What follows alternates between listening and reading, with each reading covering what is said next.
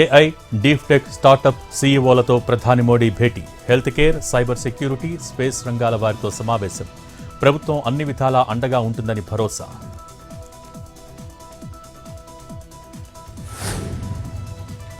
నౌకాదళాల మధ్య సహకారం తప్పనిసరి. విపత్తులను ఎదుర్కోవటం ఏ ఒక్కరితోనో సాధ్యం కాదన్న రాజ్నాథ్ సింగ్.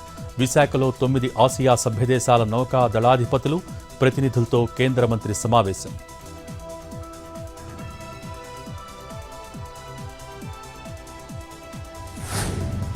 హెరిటేజ్, ఇందాపూర్ కలిసి దేవుడి సొమ్ముని లూటీ చేస్తున్నాయి. ఈ దోపిడీపై సభలో చర్చ జరగాలన్న ఎమ్మెల్సీ బొత్స. హెరిటేజ్ గురించి మాట్లాడుతుంటే మంత్రులకు ఏం సంబంధమని ఫైర్. సభలో చర్చకు ప్రభుత్వం ఎందుకు భయపడుతోందని కామెంట్స్.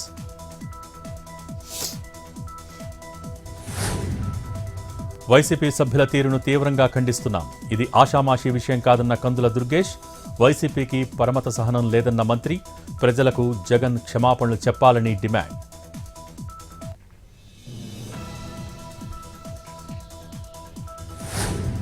అసెంబ్లీ లాబీలో మీడియాతో హోంమంత్రి అనిత చిట్చాట్.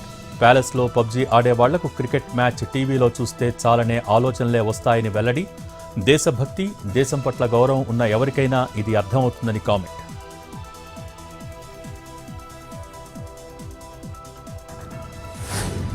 నేను కమ్మ ద్వేషిని కాదు, నా కులం తరపున మాత్రమే మాట్లాడాను అన్న అంబటి.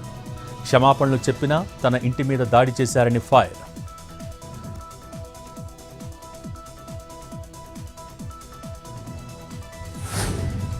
కాంగ్రెస్ పార్టీ ఇచ్చిన 6 గ్యారంటీలను అమలు చేయాలి. ఈ బడ్జెట్ అయినా వాస్తవానికి దగ్గరగా ఉండేటట్టు చూడాలన్న హరీష్. 4000 పెన్షన్ స్కీమును అమలు చేయాలని డిమాండ్.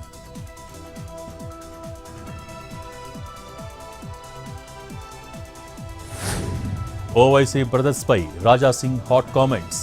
15 నిమిషాలు ఇస్తే హిందువుల్ని లేకుండా చేస్తానన్నారని ఫైర్. తమకు 5 నిమిషాలిచ్చే దమ్ముందా అని ప్రశ్న.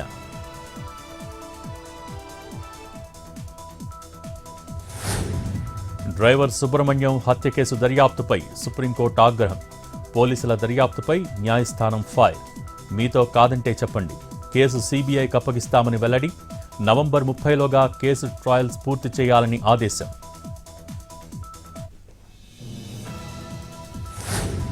విజయవాడలో రౌడీ షీటర్పై మరోసారి పీడీ యాక్ట్ అమలు. కేటీఎం పండు ప్రవర్తనపై నివేదిక తెప్పించిన ఎస్పీ. గంజాయి, దాడులు, హత్యాయత్నం సహా 18 కేసులు నమోదు.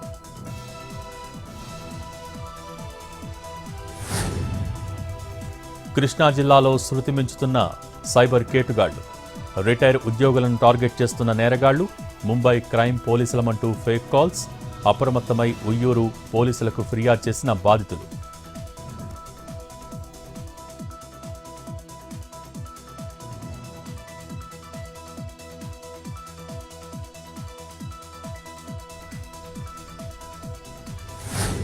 నిజామాబాద్ జిల్లా నందిపేటలో రైతుల రాస్తారోకో.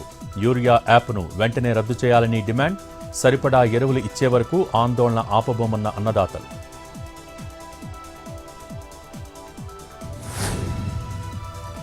నిజామాబాద్ జిల్లా ఎడవల్లిలో వివాహిత ఆత్మహత్య. అత్తగారింట్లో ఉరివేసుకుని శైలజ సూసైడ్. భర్త, అత్తమామలు అదనపు కట్నం డిమాండ్ చేశారని బంధువుల ఆరోపణ. హైదరాబాద్ అమీర్పేట్ మెట్రో స్టేషన్ దగ్గర అగ్ని ప్రమాదం. కంప్యూటర్ శిక్షణా కేంద్రాలు ఉన్న బిల్డింగ్లో చెలరేగిన మంటలు. విద్యార్థులందరినీ కాపాడిన పోలీసులు, రెస్క్యూ సిబ్బంది. లక్నోలోని సుల్తాన్పూర్ కోర్టుకు హాజరైన రాహుల్ గాంధీ. గతంలో అమిత్ షాపై చేసిన వ్యాఖ్యలతో కాంగ్రెస్ అగ్రనేతపై పరువు నష్టం దావా.